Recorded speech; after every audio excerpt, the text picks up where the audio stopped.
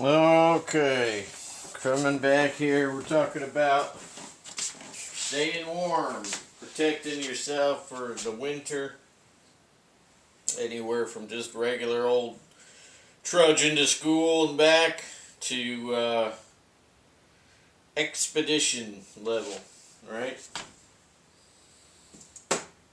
Regular, get up, get your stuff on, go to school, trudge to school and back later that day, or military or expeditionary type stuff. This is what we're talking about. Winter survival, winter warfare, winter, you know,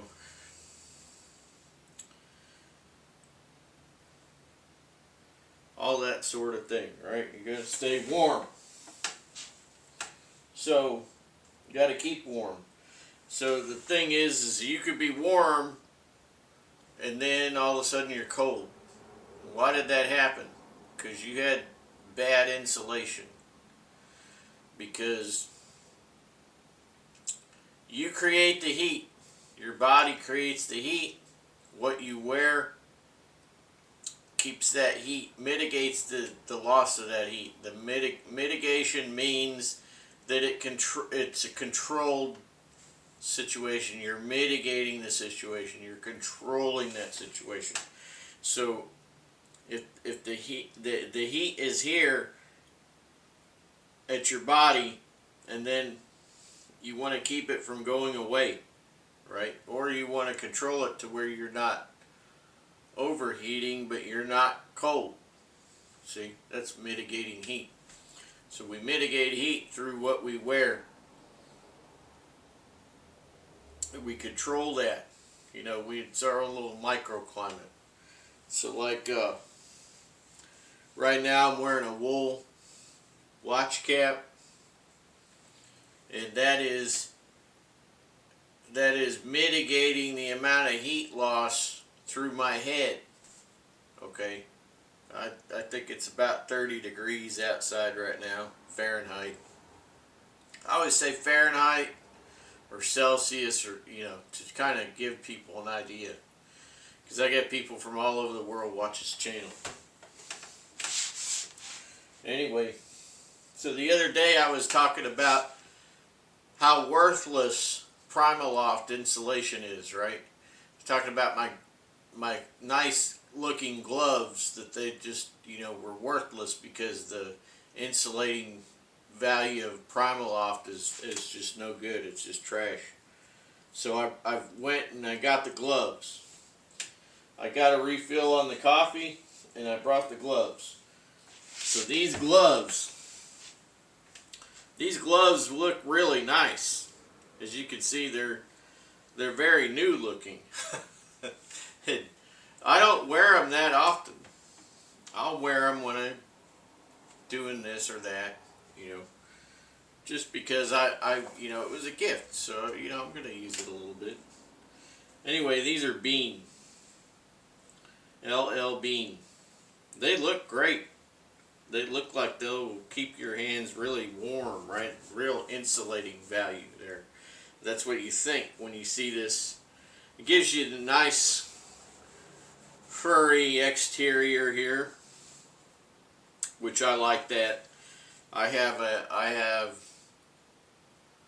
Cabela's Berber fleece pullover with the hood, and that's very, very insulating. It has a wind shear liner. Okay, that's synthetic, but I like it. It's good. But anyway, this is kind of puffy and whatnot, and it's filled with Primaloft. Worthless. Primaloft is worthless. I will never buy a Primaloft product because of these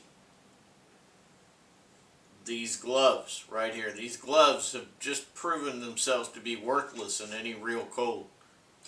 One test that I do one test that I do before I get out into real world conditions with stuff is in the winter time, I will put whatever I'm testing, like this gloves for instance, right? I'll put the left glove on. I'll, obviously be dressed appropriately for the rest of the, for the whole thing, right? But I will make sure that I have this glove, right? Because I want to test how well this will do in wind. So my test is to roll down the driver's side window and drive 50, 60 miles an hour with this hand out the window, right? When it's freezing weather. So obviously the rest of my arm is well insulated, right? And all I have is the glove on my left hand. So I just get on the freeway and, drive 50, 60 miles an hour, 70 miles an hour, 80 miles an hour maybe. Maybe 80 miles an hour. Maybe.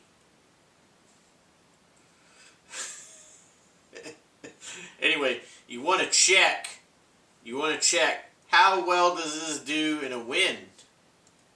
Okay, it's freezing weather outside. It's freezing. It's like 0 Celsius, right? Or colder. Colder is better for testing. Testing a lot of things, actually. Testing knife steel, for instance. You want to find out how really tough a knife is. You beat on it doing batoning and stuff in freezing weather.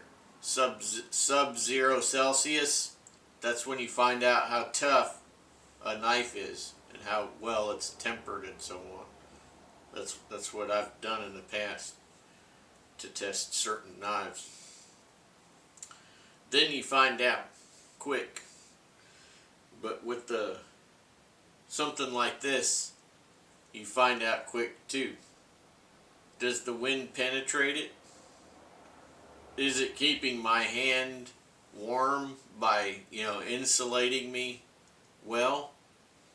No. So this glove looks good. It's good for mild conditions of, freezing weather. Not a lot of wind. Unless maybe you're, ski patrol, something where you're doing some activity, right? And then you'll probably be alright. But if you are outside post-holing with your muckluck somewhere, or snowshoeing, or Nordic style skiing, which is cross-country skiing, you might be alright then. But if you're just sitting around, hanging out, whatnot, no, I don't think so. I think, keep these for around the house. Definitely is has its limitations, these gloves. And the reason why these gloves have limitations is because they're using crap insulation. Primaloft is 100% garbage. That's my opinion, and I'm sticking to it. You're not going to change my opinion on Primaloft. Don't send me a jacket or a coat or anything with Primaloft in it, because I'll just, tell you, well, I'll give it to somebody, because I'm not gonna use it, right? Because I'll just be cold. Alright, so we wasted half of the video on basically those gloves. But you'll say, well, what do you wear then on your hands? Well, I wear wool.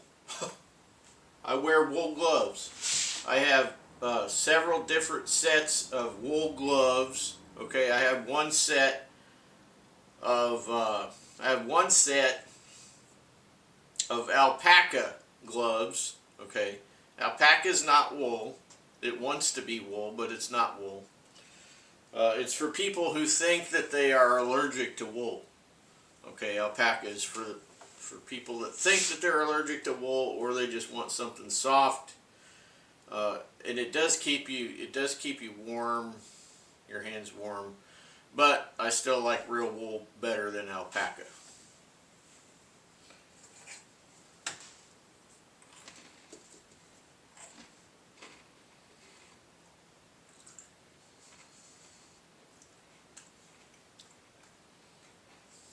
Yeah. So the other day I said, well, I left something downstairs in the kitchen I wanted to bring up. So what I left down there was this bread bag. Now when we were all kids, Mom would put bread bags on our feet, and then we would put our snow boots on and go to school. We walked to school back then. Wasn't no picking kids up from school or driving them to, no chauffeuring back then. You walked a couple miles, could be 40 below out, you were walking. It wasn't none of this crap, this panty waist stuff like they got nowadays. You know, we didn't have play dates and other nonsense like that. You know, we didn't have all this helicopter parent crap back then. You know, you went out riding bicycles all day long. You came home at dusk. If you didn't, you got your butt whooped. You know, that sort of thing.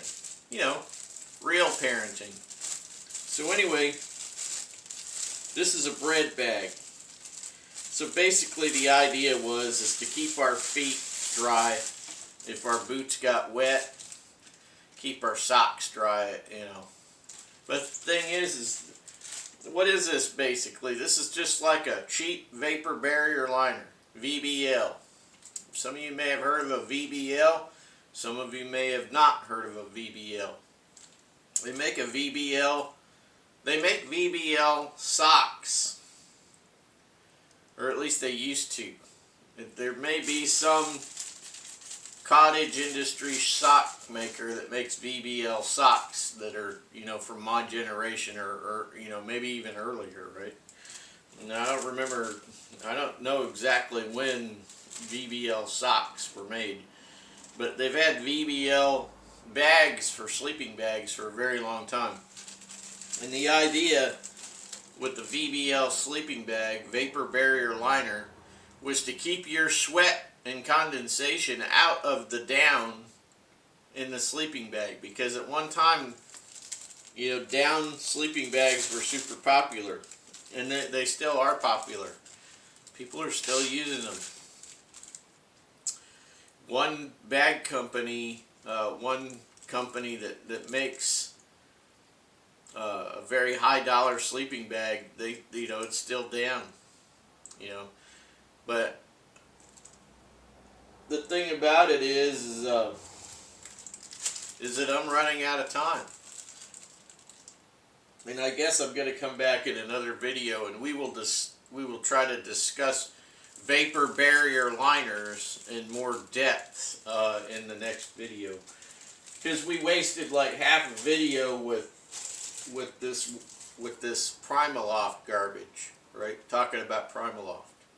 So I'm going to go ahead and cut this one off, and I will come back in the next video and we will discuss vapor barrier liners.